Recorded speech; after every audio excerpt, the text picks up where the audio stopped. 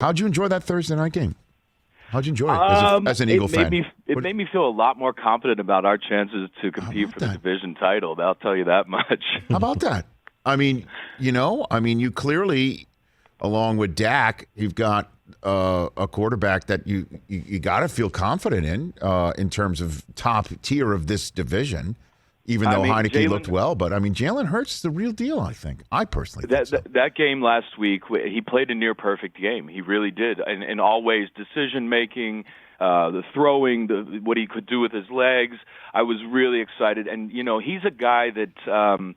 Out of all the players the Eagles have ever had, he's one of the ones I root for most as an individual, just as a man, because I think he's such a quality human being. I think the way he handled the situation in Alabama and the way he handled the changeover from Carson to him, he's just got so much class and dignity, and I think he's a real leader. And it's exciting to watch him play. It's exciting to watch the Eagles play again, and we had a couple years where it hasn't been the case. Well, and then again, you in one of the many hits, if you will, that figuratively that Hurts took.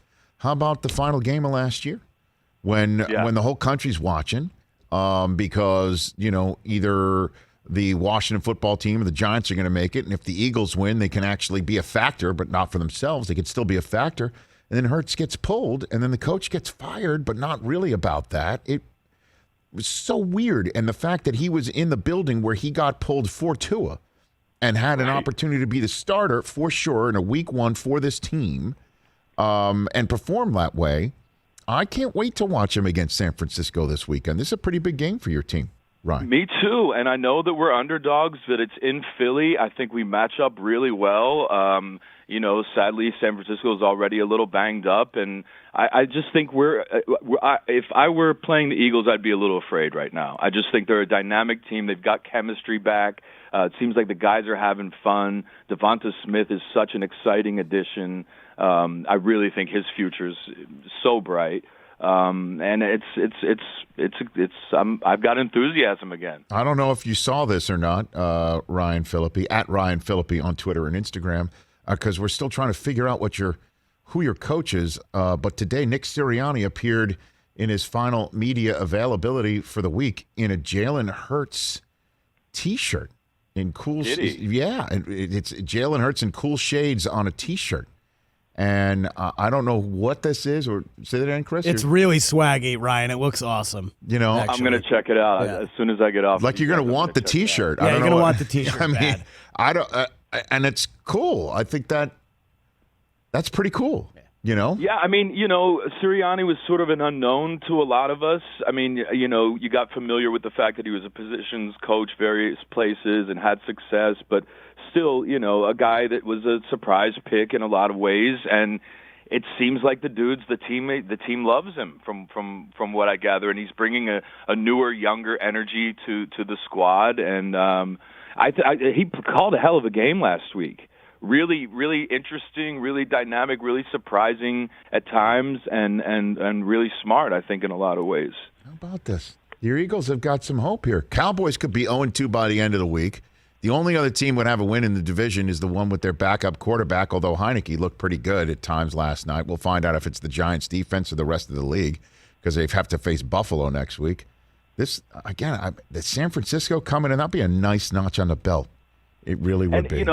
Absolutely, and they always say it's the games are won in the trenches. I think we have as good a O-line as out there when healthy. Our D-line puts on a lot of pressure, and I think that dictates a lot of games. And I don't see I'm not afraid of putting those groups up against any other group.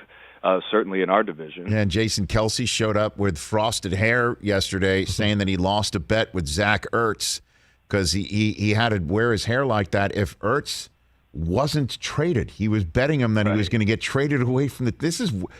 This is some weird camaraderie. I'm not going to lie to you that that this is going on, but clearly the team's loose and having fun, like the old let's have ice cream with Doug Peterson Saturday before the game days. Look at that. Yeah, lid. I mean, this was our largest margin of victory since the NFC Championship game against the Vikings, the game we had last week, and it really was reminiscent of those vibes of like the energy is back. It feels good. Okay, then let's talk about Ben Simmons. Yeah. Oh no. Sorry, Ryan. I'm sorry, Ryan, but it's not all, I guess, peaches and cream in Philadelphia. What do you make of Ryan Phillippe here? And we'll talk about Lady of the Manor, which is available in select theaters, digital and on demand starting today, and the Mercedes-Benz Vans phone line right now on the Rich Eisen Show. The sense that Simmons is I said it. I said it the minute that the Sixers got bounced from the playoffs last year, that his ability to play his sport, ply his craft in Philadelphia was over, that he could not do it another split second, and it looks like everyone's going to agree on that. What do you make of that sensibility, Ryan? Well, I think the seminal moment was really when he was underneath the basket and chose to dish out when he's 6'10", and I think that he lost a lot of folks right there. The guy's an all-star. He obviously has a lot of skills. What bothers me most, I guess, in the way that this has gone down is just like, where's the trade value at now? Is there anybody really out there that's going to, enhance our team when he does go, if and when he does go? And I think that's the biggest fear. But, the guy needs a fresh start. He's young. Philly's a tough town to play in. I get all of that. But if you're underneath the basket and you're almost 7 feet tall, you got to put that in there. Yeah, I know, and that's why I always thought to myself, it's not the acceptance could be there if there was an inability to, but the turning down the opportunity despite having the ability is something. I don't mean to insult any other towns because I don't think that would be tolerated in any other towns. I just think it's a deal breaker in a town like Philadelphia. Like, that's it.